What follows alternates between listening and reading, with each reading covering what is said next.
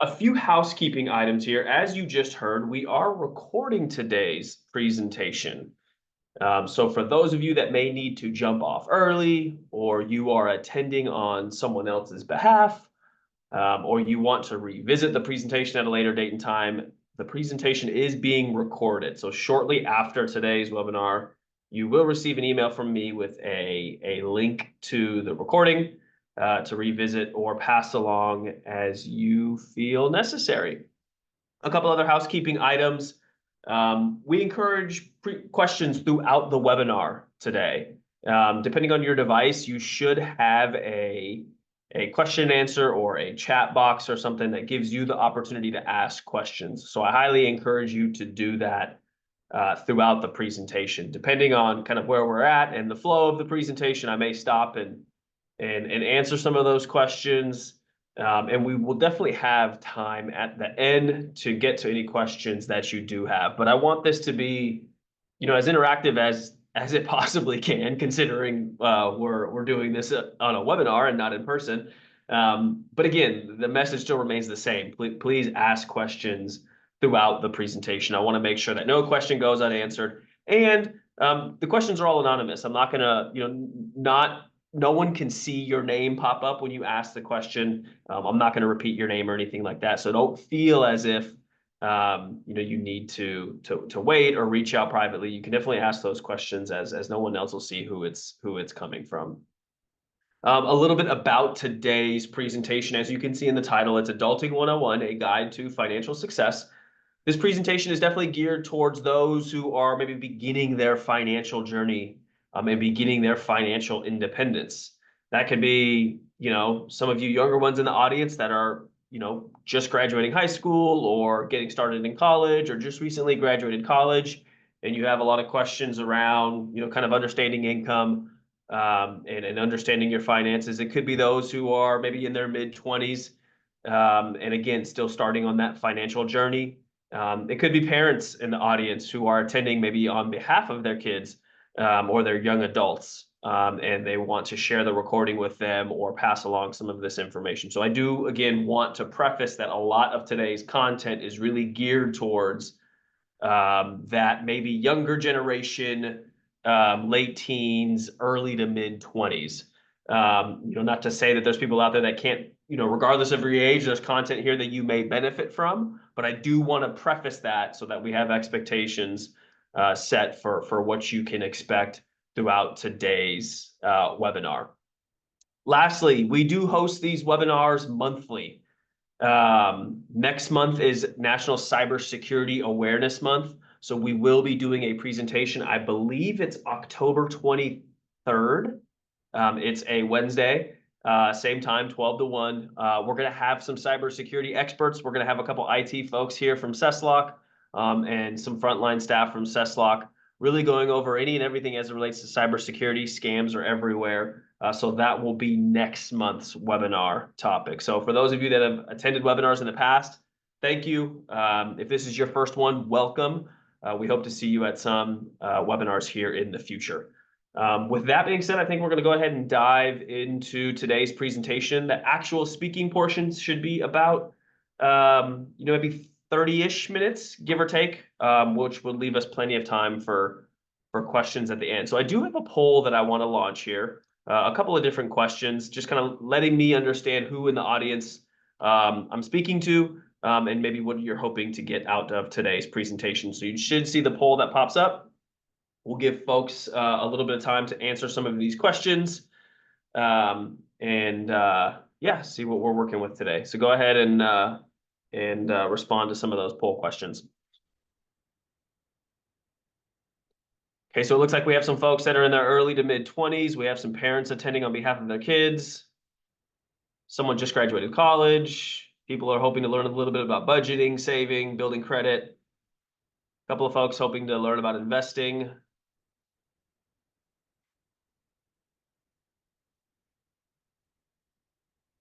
Awesome, someone that's in college.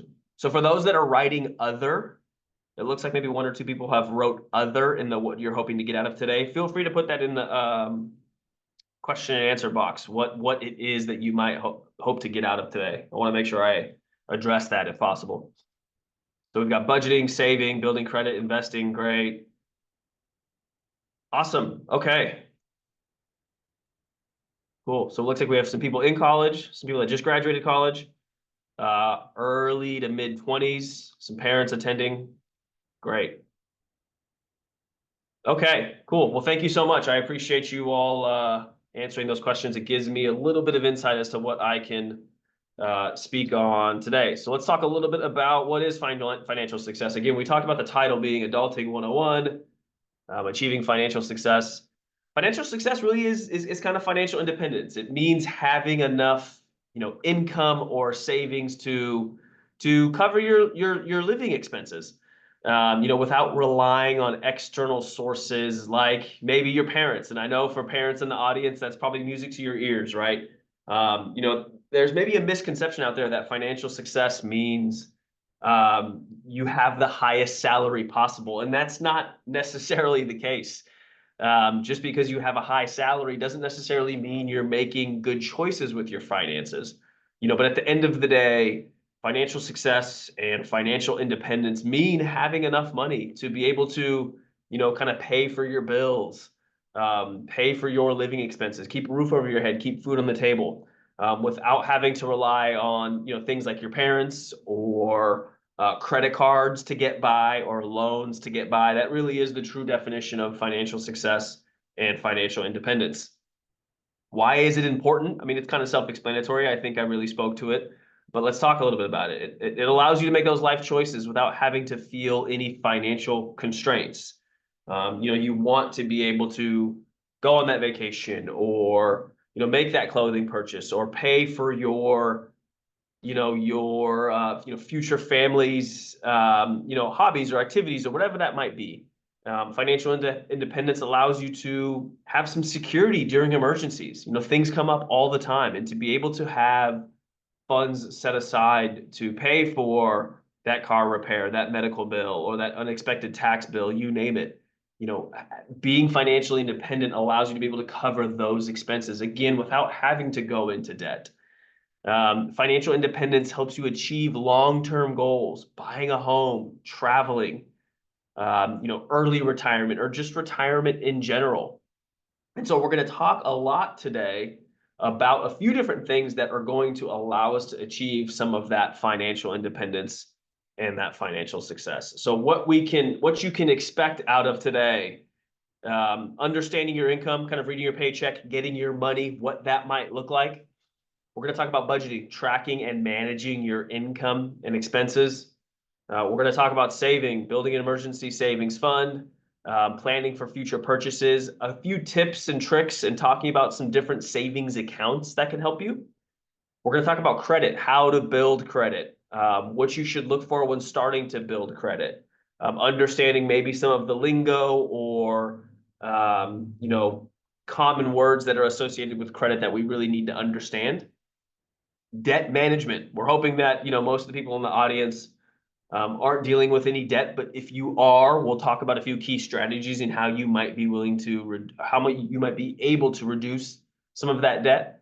And then lastly, we're going to talk about some investing, growing your wealth through various investment vehicles like employee-sponsored 401k plans or individual retirement accounts, also called IRAs. So it looks like someone chimed in on what they were hoping to learn. Retirement, starting early. Okay, yeah. So that's kind of that investment. That's grouped into investments. So we'll definitely talk about those items as well too. So appreciate you chiming in on that.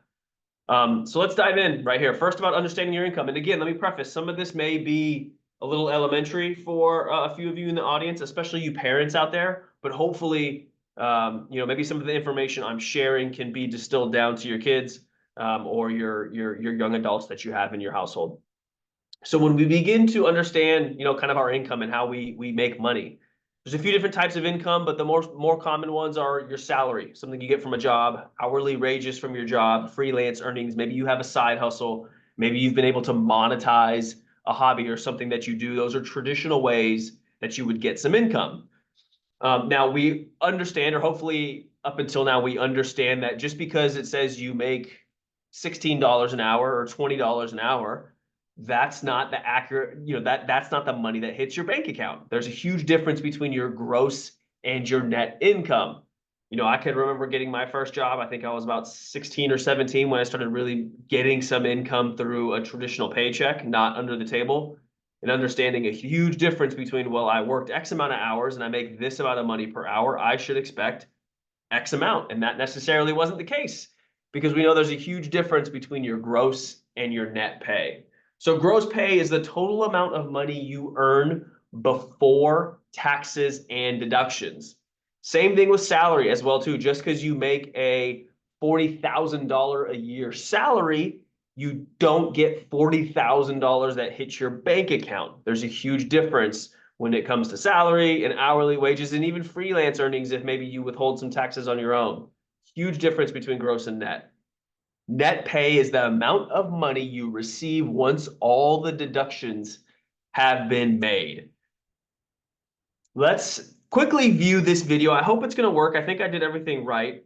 It's a very funny, I'll just, without any context, I'll just play the video and hopefully it works for all of you. Maybe you've seen it before.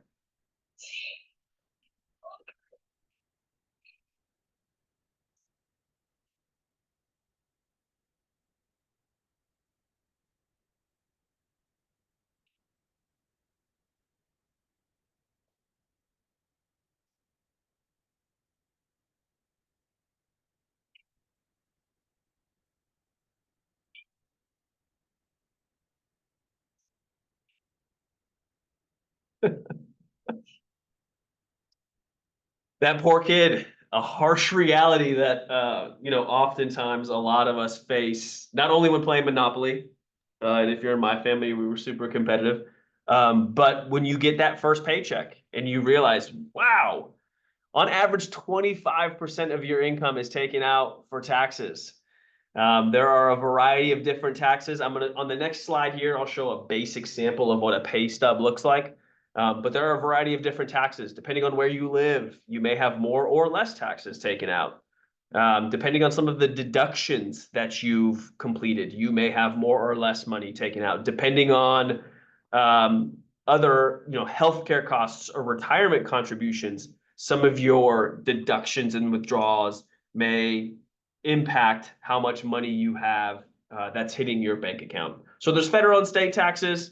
Know how much is withheld from your paycheck. There's other student loans or healthcare costs or retirement contributions, again, that can impact the bottom line when you begin to look at your paycheck. So here's a sample pay stub for employee Bob Johnson at Smith and Company in California.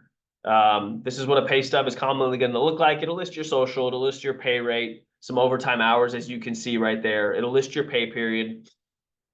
The biggest thing you'll take a look at, one of the biggest things you'll take a look at is your earnings. You'll have you'll have your regular earnings. So you worked maybe 40 hours a week at $18 an hour. That gave you $720. You worked 2 hours of overtime, $27 for hourly overtime, it looks like, amounting to $54. So you can see your gross earnings. This is how much money you made pre-tax. All your deductions on the right-hand side right here. There's the federal withholdings. There's the California state withholdings. There's state disability. There's your 401k contributions. There's your Medicare contributions.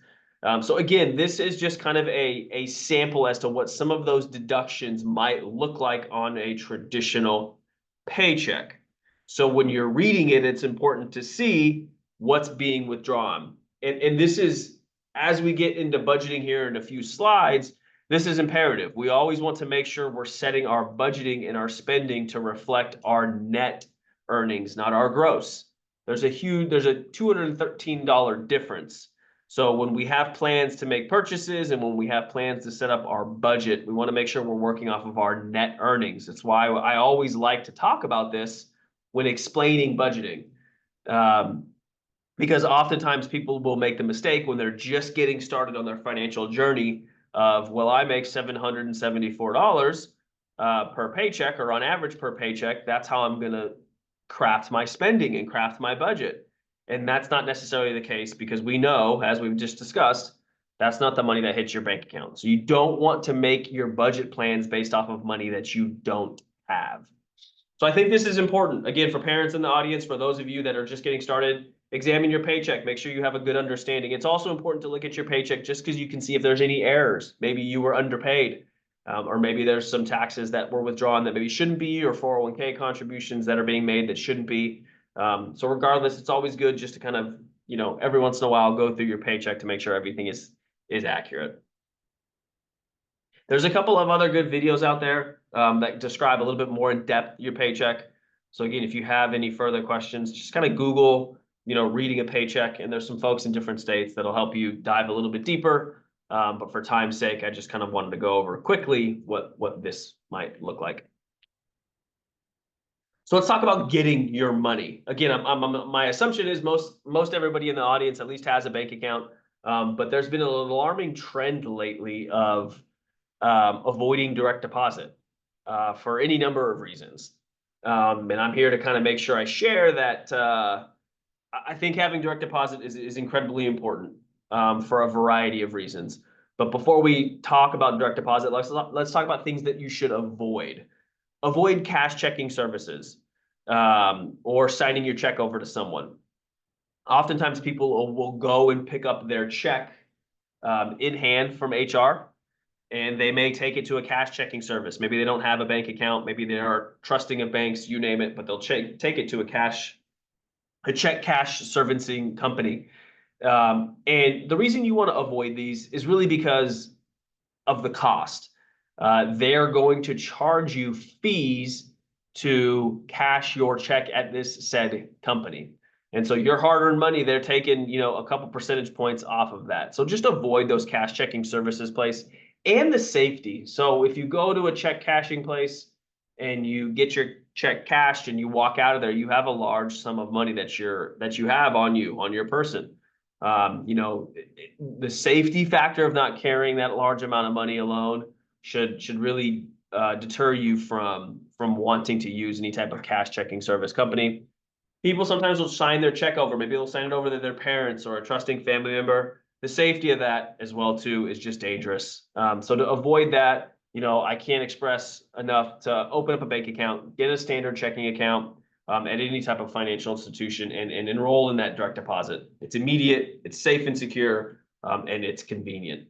Direct deposit simplifies the way that we kind of receive our money. That payday rolls around. You can expect that the first thing you wake up Friday morning or whatever day payday is, and that money has hit your bank account instead of having to walk into the payroll office and get that paper check in hand. So for those of you that aren't already using direct deposit, I highly encourage you to do so. It's super easy. Just reach out to your HR company or your payroll, or reach out to your HR department or your payroll. Inquire about getting set up for direct deposit. All you really need is your routing numbers and your account numbers, how much money you want to deposit into the account. Traditionally, it's about 100% of your paycheck, and then go from there. Again, can't emphasize enough, the importance of utilizing direct deposit solely because it's safe, secure, and it's incredibly convenient, and it's immediate as well too. All right, let's talk about some fun stuff here. Budgeting. Budgeting really is kind of a plan for your finances. It's you allowing to manage your income, manage where your money is going, and track your spending. Usually when we think about creating a budget, we're creating it monthly because it's just easier that way to track your monthly expenses. A lot of your expenses are coming out monthly, like your rent or your car insurance or your cell phone bill. It's taken out monthly. So in order to make sure we're consistent, we usually track our budget monthly as well too. There are three kind of main components to your budget. First thing, it's establishing your income. We talked about that at the very first slide. What does your income look like? Is it from a job?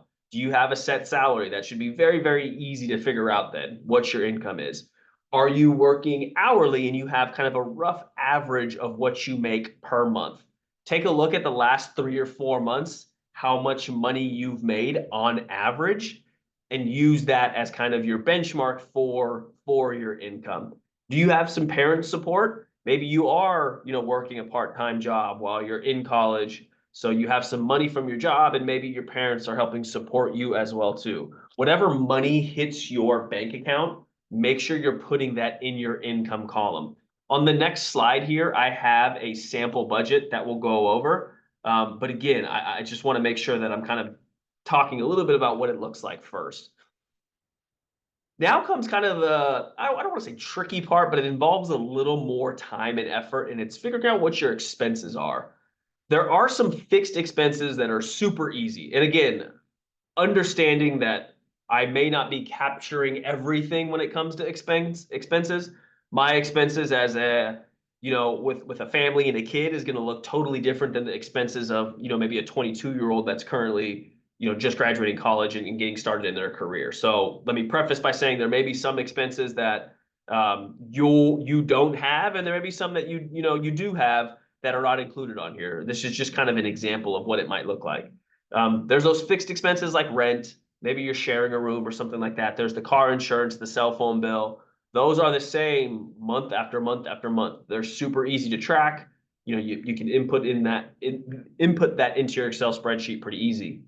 There's some variable expenses which aren't the same month to month, but are relatively easy to get an average of, like gas, for example. Look back through your last 3 or 4 months. How much have you been spending on gas?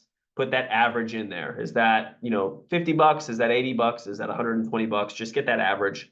Groceries is the same way. How much do you traditionally spend monthly? Go back into your bank account for the last couple of months and track what that looks like.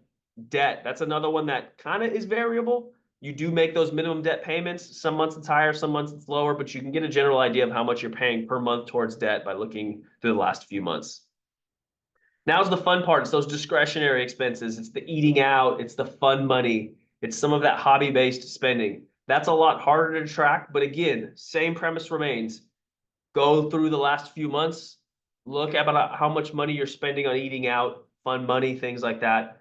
Really total up what that average looks like and input that into your budget. And so it's going to look like this. And again, for this specific example, I'm using an Excel spreadsheet. There's a lot of other options out there, which I'll get to at the very end of this slide. But for this specific example, and me personally, my wife and I, we use an Excel spreadsheet.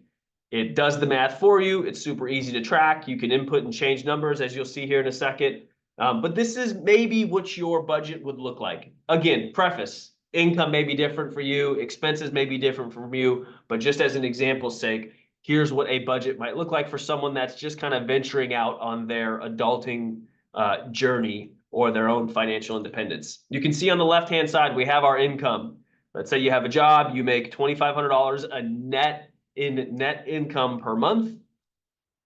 You have some of your expenses on the right-hand side. Let's go through them. Maybe you're renting a room and you're sharing with some friends. So that's about $1,000 a month. You got your cell phone bill, which is $60, a car payment's $200, car insurance, $80. Groceries, you're spending about $250 a month on. Gas, you spend $100. Some miscellaneous spending, again, that could include the eating out. That could include your going out and having fun on the weekends, hobby-based spending, and then some of your debt payments. Maybe you have some credit card balances and you're paying minimums. Maybe that's the amount that you're looking at. Maybe you have some medical debt. You had a procedure or something like that and you're having to pay that back. That's maybe what that looks like. And so the money that you have going out is $2,315 when your income is $2,500. That makes for a net difference of $185. Is that comfortable for you? Is that something that 185 is good? Is that a cushion that you're okay with? So for example, let's say after you've gone through your budget, you realize, man, I spend a lot of money on miscellaneous spending. I hope this works. Let's try. Maybe it won't. Yeah, I don't think it's going to. Anyways, I'm supposed to be able to adjust and edit the slide here. But let me try one thing. So there we go. Let's maybe see what miscellaneous spending and what we can change. I don't know if it's going to work. There we go. Now we got an active. Everyone can still see that, right? Let's say we want to change that miscellaneous spending. You're seeing it and you're like, man, my second highest expense, Rent's $1,000. That's traditionally for most folks going to be the highest expense. Rent, mortgage, you name it. My second highest expense is that miscellaneous spending, that eating out, that going out with friends, that, you name it, right? What if we just decrease that by $100 and put 350? You can see the difference on the bottom line. Now you have a $285 cushion. That $285 can be used to decrease that debt. It can be used to save.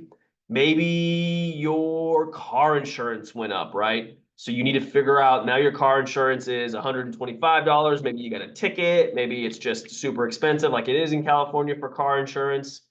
So you can see how in an Excel spreadsheet, once you see where your money's going, you can figure out ways in which you can save money. And that's why I'm the biggest advocate for budgeting, because you can see where that money is going. So I made some of those edits. I made some of those changes. Let me take off the subtitles here. That was strange. I made some of those edits. I made some of those changes, and it allows you to see your spending from a bird's eye view. So for those of you that don't have a budget, highly encourage you to create one. For those of you, maybe your parents and if there's one or two things you take away that you want to share with your kids, it's getting them in some type of budget like this so that they can see where their money's going from a bird's eye view. There's awesome tools out there too, like in this digital age. Again, call me old-fashioned.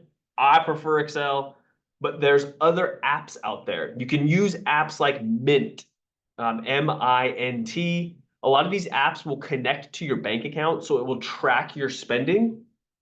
And you can use an app to kind of see where your money's going. It'll allocate it into different categories. You can get notifications that say, hey, you're going a little over budget on your miscellaneous spending this month. Think of reeling it in. There's also another app called You Need a Budget. The acronym is YNAB, You Need a Budget. Let me preface with, a quick Google search, best budgeting apps out there, and you'll have a laundry list of what those look like. Some of them will charge you a fee monthly. So always sign up for the free trial or do your due diligence and read which app is free. Some of them have like some premium subscriptions and things like that. So just make sure that if you are downloading these apps, you're completely aware of how much those apps cost. Sometimes they're anywhere from like $5 to $10 to $12 a month. But for those of you that really want that structure and need that structure, some of these apps and paying for it might be worth it. So again, this is just a good sample as to what a budget might look like. But now what? So you've created a budget and you see where your money's going and maybe you want to make some changes, right? Let's see. So we got a question here. Should monthly savings be added as an expense to save monthly? Yes. Yes, 1,000%. So I didn't include this on here because I wanted to add it as something later on in the presentation, and I'll address that as the slides go on. But yes, I highly encourage those that are already saving or want to save, carve out that line item in your budget. And I think I left that bottom row blank because I was going to add it in and refer back to this slide, but you beat me to it. So yes, add in that line item to save. So we went through what it might look like if we just cut down a little bit on our miscellaneous spending. So even decreasing $50 from your miscellaneous spending, you can add it in that bottom empty row right there and add that as an expense. So yes, great question. I definitely encourage you to add that as an expense because it is money going out. And I'll talk about, I call it paying yourself. We pay everybody as we see here. But we don't pay ourselves enough, so I'll get to that. But that's a great question. Yes, make sure you add it to your budget as a line item. So again, now we've created our budget. We see where some of our money's going, and we want to make some changes. But how? Right? Let's talk a little bit about what that looks like. Adjusting your spending. Look back at your bank account. Gather at least 3 months of spending history as it relates to that miscellaneous spending. What changes can you make? Where is your money going? Oftentimes, especially now, we find that our money is going to food, especially with this kind of younger generation. And it's that food delivery We're obsessed with the Grubhub, the Uber Eats, the DoorDash, the Postmates. On average, Americans spend $33 on each food delivery order. So when you start doing the math, that's $152 each month, $1,800 a year is spent on food delivery. There was another study out there, and I couldn't link it to this slide, but it talked about how if I were to call up, say, the Pizza Republic, which is right across the street from our brand or from our headquartered office, and place an order for the pizza directly and go and walk over and pick up 2 slices of pizza versus ordering 2 slices of pizza on DoorDash, I'm likely to pay, what was it, 25 to 40% more for my order. That's kind of just throwing money away on the convenience of getting it delivered.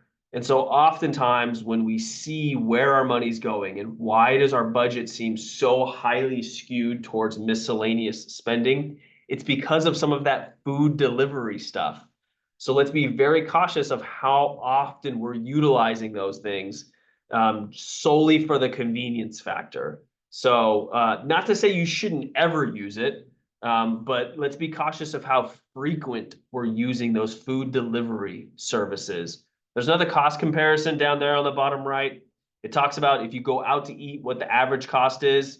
If you made kind of one of those meal kits and you got it delivered, and if you just did home, cooked a meal at home, the cost savings. That's a difference of about $16, give or take, with some math there.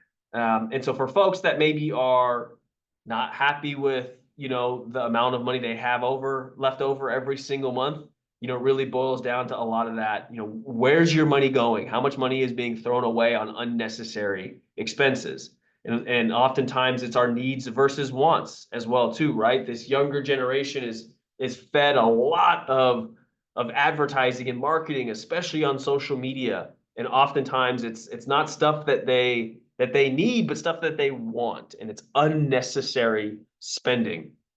So for those parents in the audience, talk to your kids about dealing with kind of that pressure of the keeping up with the Joneses and things that they see on social media and feeling like they need to have certain products or certain items. It can just increase their spending, that miscellaneous spending portion in our budget, and lead to less money at the end of the month.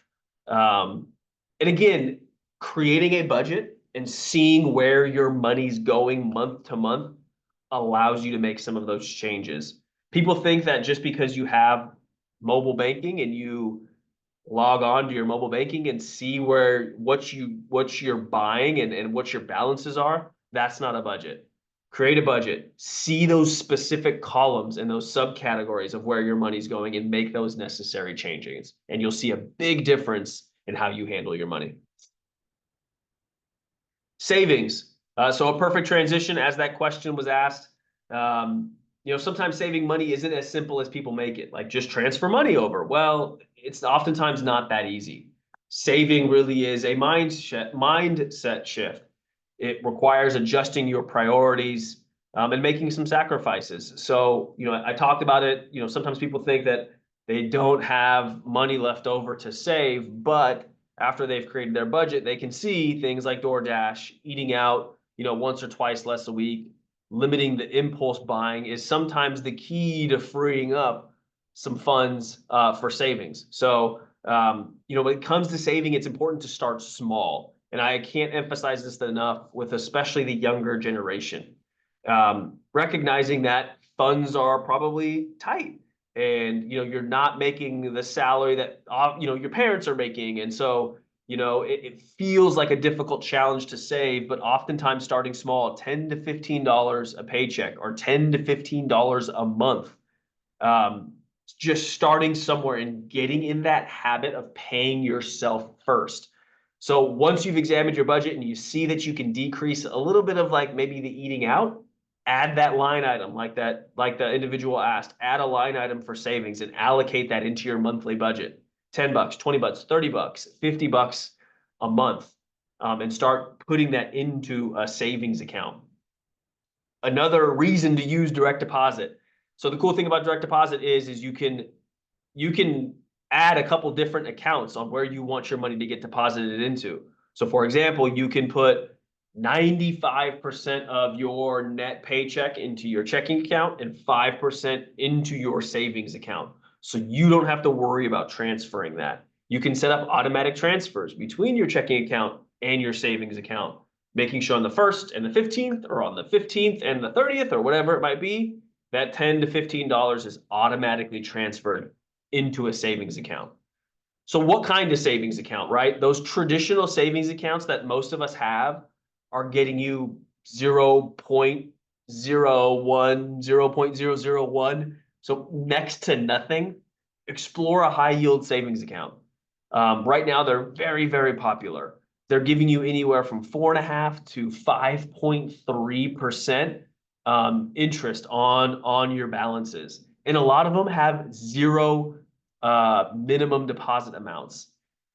I'm not going to advocate for one account over the other, but if you just did a quick Google search of best high yield savings accounts, again, you'll see there's plenty out there. There's zero money to start. There's zero minimum deposit amount. There's zero minimum balance amount. And it really allows you to start earning a decent chunk of percentage on any amount that's sitting in that savings account. So again, take advantage of some of these great opportunities to have your money earn money. And again, 4.5% on 10 or 20 or $30 isn't a lot, but over the course of a few years, as you begin to make more money, as you begin to save more money, you can see how that 4.5 or 5% is going to make a huge difference. But it's all about developing that habit of putting money aside, no matter how small, getting into that habit. Once you start getting into your career, earning more money, you can increase what that dollar amount looks like. Challenge yourself by setting savings goals. Let's see, we got a question here. Are online high yield saving websites safe, or should you use a local bank? Sorry, I don't know why I can't enunciate correctly today. Yes, short answer, yes. The online high yield savings accounts are great. So like, for example, there's SoFi, or there's Ally Financial, or there's Marcus from Goldman Sachs. Like, those are all safe. And the cool thing about a lot of those is they're liquid, meaning that you can transfer money in and out and you don't have to pay any fees, and you can get that money usually within a day. And then there's a lot of your traditional financial institutions that have high yield savings accounts. So really just kind of maybe take a look at who your primary financial institution is now. They may have one, they may not. But yes, to answer your question, those online, like, you don't see an Ally or a SoFi branch maybe in San Luis Obispo, but they have, strictly an online high yield savings account. My wife and I personally use one. We actually used it to save for a down payment on our home because, again, that amount of money that's needed for a down payment on a home, and you get 4.5 to 5%, like, it seems like a no-brainer for us. It's a safe, secure place. So I can't advocate enough for high yield savings accounts versus, some of your traditional savings accounts that are getting you 0.01. Not to say you don't need one. It's a great place to store money for an emergency. But if you're trying to save for some goals, as I have here in the middle part of this slide, like, maybe an emergency fund or a vacation or down payment for a car or a home, I couldn't advocate enough for a high yield savings account. When it comes to saving, again, as I mentioned, set some of those goals. You have short-term goals, an emergency fund. Maybe you have a vacation next week with some friends, spring break you want to take, or down payment on the car. Set some savings goals which allow you to, feel like you're saving towards something. So to wrap up this saving slide, time really is your greatest asset when it comes to saving money. So start small, no matter the amount, and you'll get there. Let's talk a little bit about building credit. This is a huge one. Your credit plays a huge role in your financial life. From obtaining jobs, they do credit checks. Purchasing vehicles, they do credit checks. Renting a house, they may do a credit check. Having credit is incredibly important, and it plays a huge role in our financial journey. So there's a few things I definitely want to make sure you're aware of. APR, annual percentage rate. That's kind of the interest rate. That's the amount of money, the amount of interest that's charged on your balance after your statement period ends. So you get your credit card, you go and buy $500 worth of stuff in a few days. You have, you know, 30 days or that billing cycle to pay it off. If you don't pay it off in that time period, you are charged anywhere from, you know, 20% to 25% even on that balance. And that's how people get into some debt. They make purchases on a credit card that they cannot afford. They don't have a plan in place to pay that balance off in full. So they're rolling over balances month to month, and they're getting charged that 20 to 25% interest on those balances. So it's very, very important that you are aware of what the APR is, what your interest rate is on your credit card, and understanding that that amount of interest is going to get charged on your balance that's unpaid, and it could cost you a lot of money. So always try to find an interest rate that's low. You shouldn't want to carry a balance, but if you do, you want to find the lowest balance, right?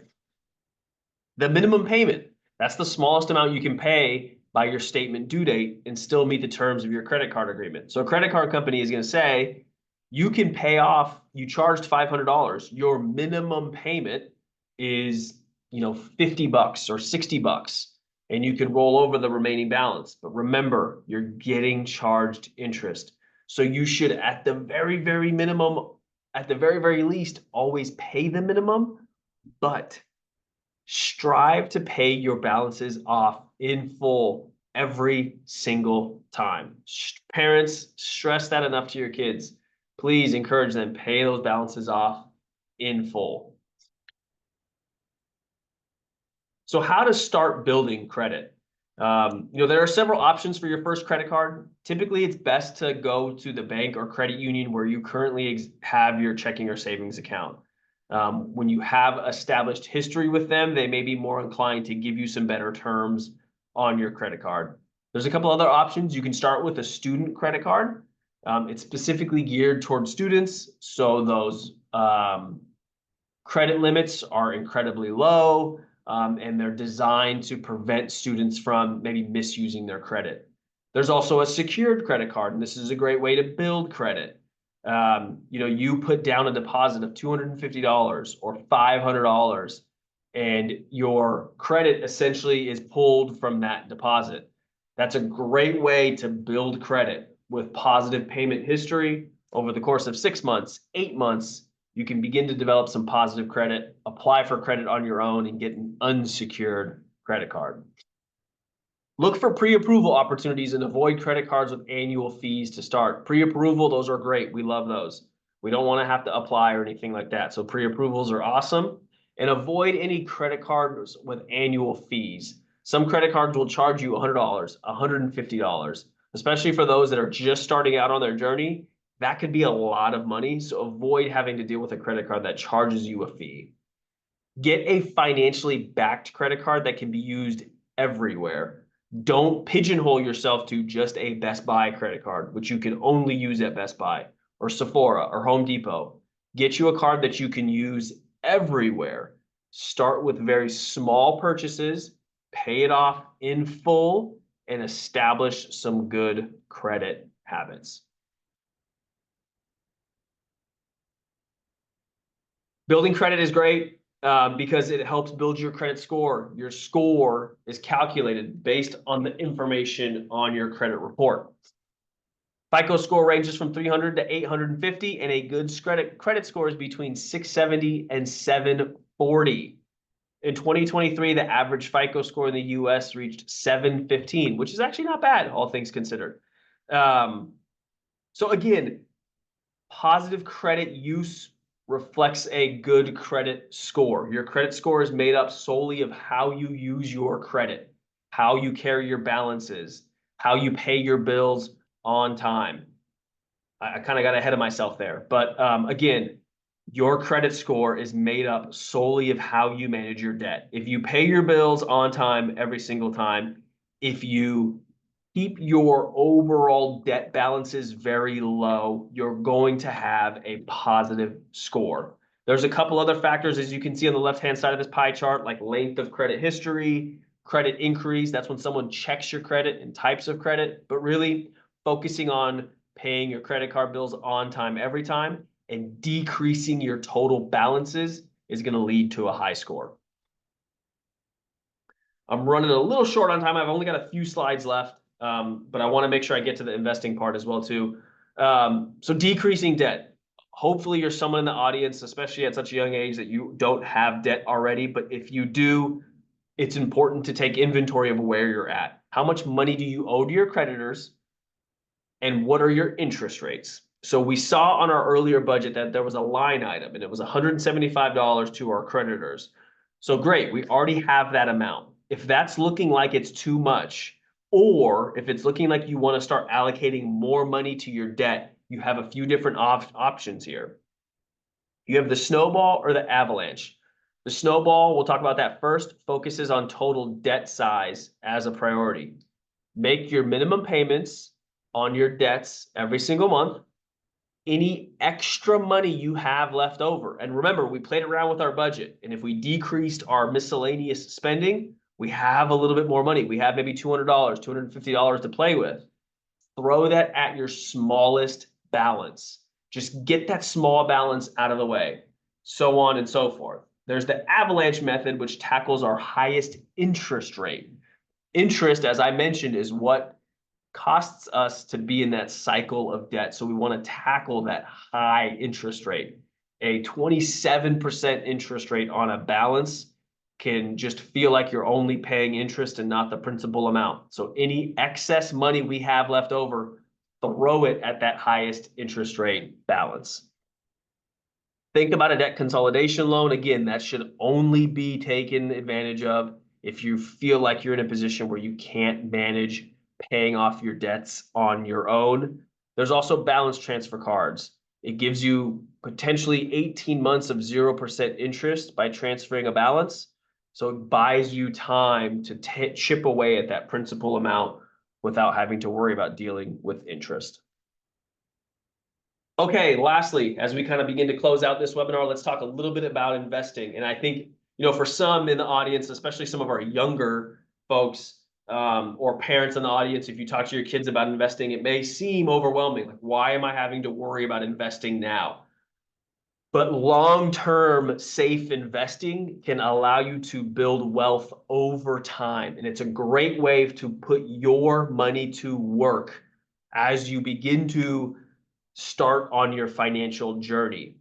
Holding cash and bank savings accounts are safe strategies. They're great for maybe some of those shorter term goals, but investing allows you to take advantage of growing wealth over time as you think about maybe retirement, because this concept of compounding interest. So there's a few different options in which this younger generation can take advantage of that. First, maybe you're someone fresh out of college, you just got your job and they offer you a 401k. This is a great way to get started on long-term investing. You can make contributions from your paycheck. We saw that when we reviewed that paycheck. I think that individual was contributing $77 to their 401k. It comes straight out of your paycheck, and employers will have a 401k plan through, like Fidelity or, Wells Fargo, or you name it, who knows? But you can withdraw money can be taken out of your paycheck and put into a 401k plan. It's great because it's safe. It's great because it's automatic. And it's awesome because a lot of companies will match your contributions. Sometimes they'll match you dollar for dollar up to a certain percentage. Sometimes they'll match you 50 cents to the dollar up to a certain percentage. But regardless, it's free money. So if you're someone that's just starting out and maybe it's tough for you to max out your 401k, of course, because you got to pay for rent and everything else that's expensive, but start somewhere, whether that's 2% or 3% or 5%. Make those contributions to your 401k. Reach out to your human resource department and ask about your 401k. What is your matching plan? How long until you're vested into your 401k plan? Sit down, talk with HR, or join a webinar from your retirement plan provider and understand some of these details. But this is a really great way for long-term investment and planning. There's also individual retirement accounts. This is for earned income.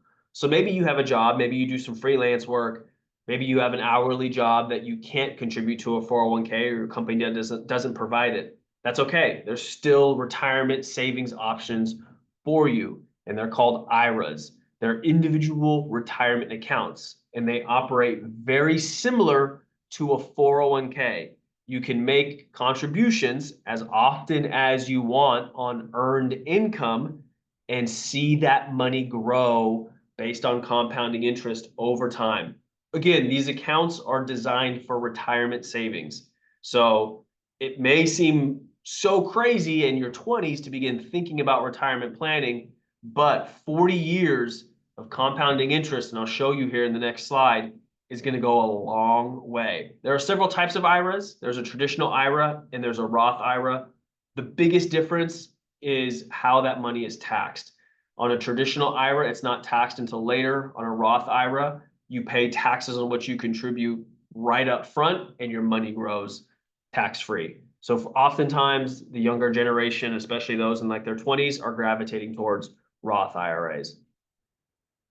So let me explain a little bit about compounding interest and why contributing to, a 401k or an IRA at a young age can make a huge difference in the amount of money that you have when you retire. And so we only have one slide left after this, and then we'll get to some questions. So let's take a look at this slide right here. It's a hypothetical situation. There's two savers. There's Emily and there's Dave. Emily puts in $200 a month into a retirement account, an IRA or a 401k.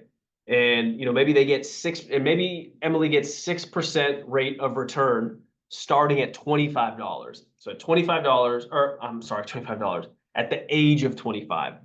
Emily at 25 started putting $200 away per month, getting 6% rate of return. Dave, on the other hand, started saving at 35. He put $200 per month at the age of 35 with the same rate of return, 6%. Both continue to save $200 each month until they retire at age 65. Emily has $402,000 and Dave has $203,000. That extra 10 years of compounding interest has almost doubled Emily's amount at the end of that time frame. So you can see how critical it is to start that long-term savings now. Now understand, $200 may seem like a large amount to you at the moment. I get it. For me at 25, $200 was a lot of money. But even if you're contributing $50, insert whatever dollar amount you want. The point is that contributing any type of money consistently to a long-term savings account over the course of 40 years is going to make a huge difference in your finances. So please, please, I can't implore you enough. Begin to make some of those contributions now. And when you're 65 or 70, you're going to thank yourself later for doing that. So as we close out this webinar, start getting questions in if you'd like. But avoiding some of these common financial pitfalls, especially at such a young age, is critical. Avoid overspending on non-essential items. Avoid relying too heavy on credit cards. It's going to cost you money. It's going to tank your credit score. Don't ignore the importance of saving money. We've talked about how important it is, whether it's for emergencies or whether it's for that long-term retirement planning. Don't ignore the importance of saving. How to avoid these pitfalls. Stick to a budget. Stick to that budget that we talked about. Continue to alter and change that budget as your financial situation changes. Build an emergency fund to cover unexpected expenses. You want to have a little bit of a OSHIT fund instead of having to rely on a credit card. It's important to have that comfort and security. Pay off debt and use credit wisely. Credit can be your best friend if you're using it wisely. All righty, folks. Any questions here as we begin to close out this webinar? I thought I would move through that a little quicker, so I apologize. I can tend to be a little long-winded. But any questions that we have here, feel free to ask away. I can stick around for a few more minutes if you've got the time.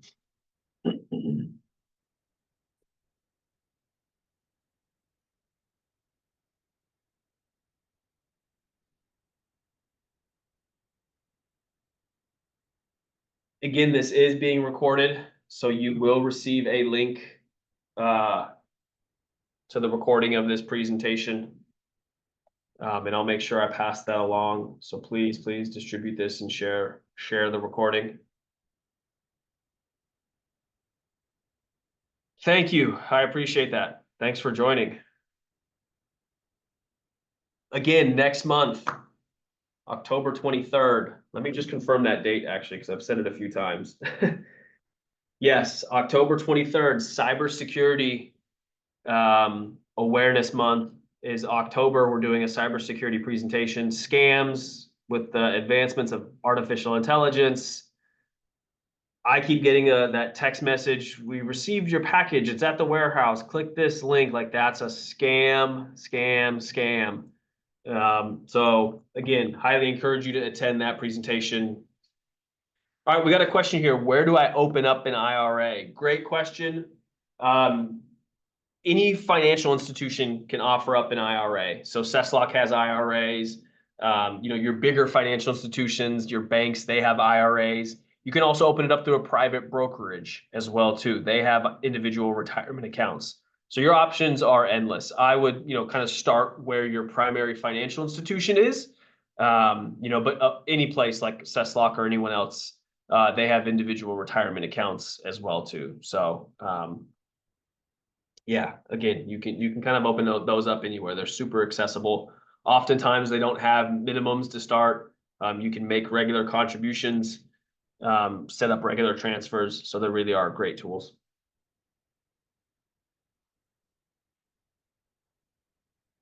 Great question.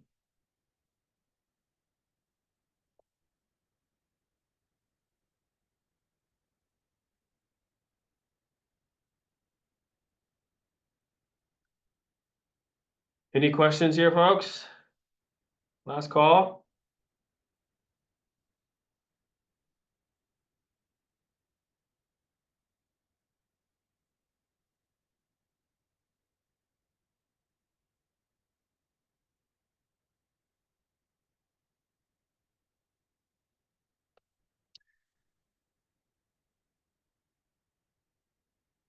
Question here about are banks or credit, what's better, banks or credit unions? So understand that you're asking a credit union employee. So of course I'm going to be very, very biased. I'm going to say a credit union is. I think credit unions work with their members more.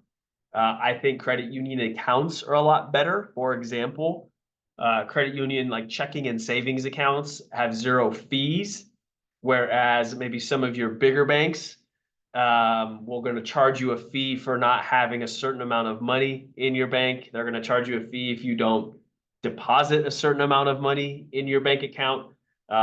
So I'm biased. I'm gonna tell you until I'm blue in the face that credit union accounts are better. I've had both. I currently have both. I have a bigger bank account and I also have a Cesluck account. I can't emphasize enough the value of if I have an issue, that I can speak to a person very quickly when I call my credit union. Which credit union is best? I'm going to say Ceslock.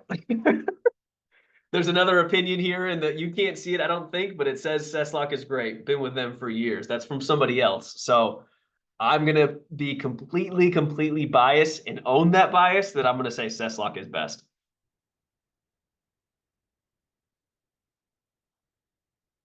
So I got a question here. Do you know if Ceslock can help with rolling over an IRA? I have a 401k that got turned over to Charles Schwab IRA, but they charge me a monthly fee. Yes, we definitely can. Jasmine, if you could let me Jasmine, if you can send me an email, let me go back to that first slide. Send me an email, Jasmine. Sorry, I didn't mean to use your name. I probably shouldn't do that.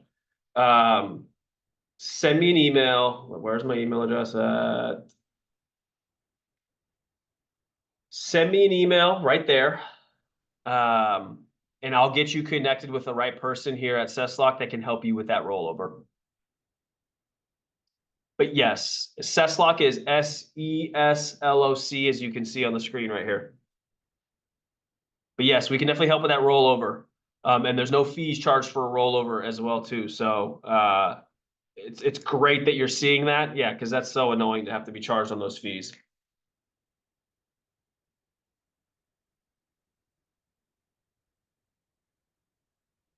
Oh, okay. All right, good.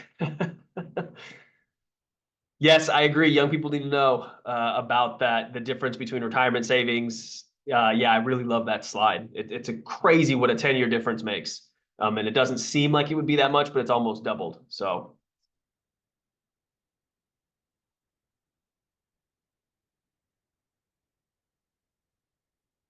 any other questions here, folks?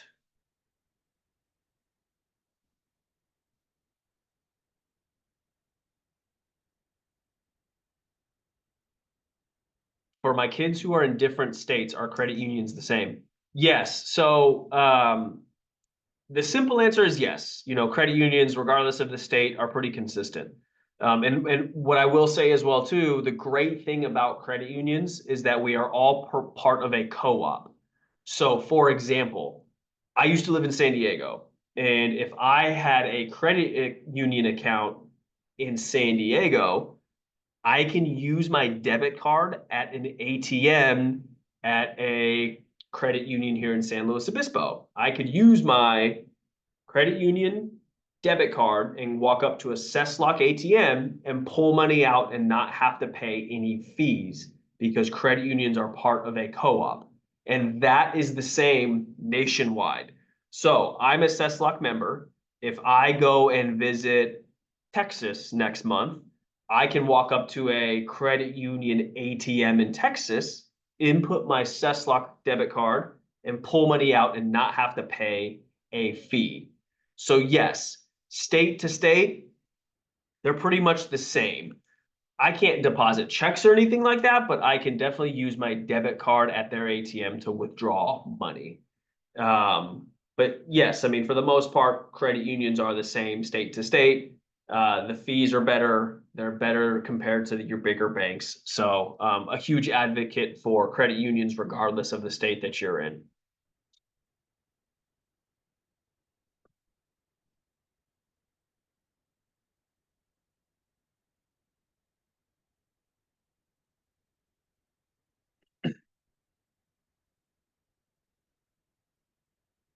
Any other questions here, folks? And again, for those of you that you want your kids or your young adults, if they have any further questions, I have zero issue chatting with them. So feel free to share my contact information, and they can reach out. Last call for questions here, folks. Going once, going twice. All righty. Anything further? Again, there's my email address. Send me an email. Happy to chat about whatever you need. And happy to pass you along to the right person if necessary. So thank you all so much for joining. I greatly appreciate it. Awesome questions. And I hope to see you at next month's cybersecurity webinar. Thank you, everybody. Have a great rest of your day.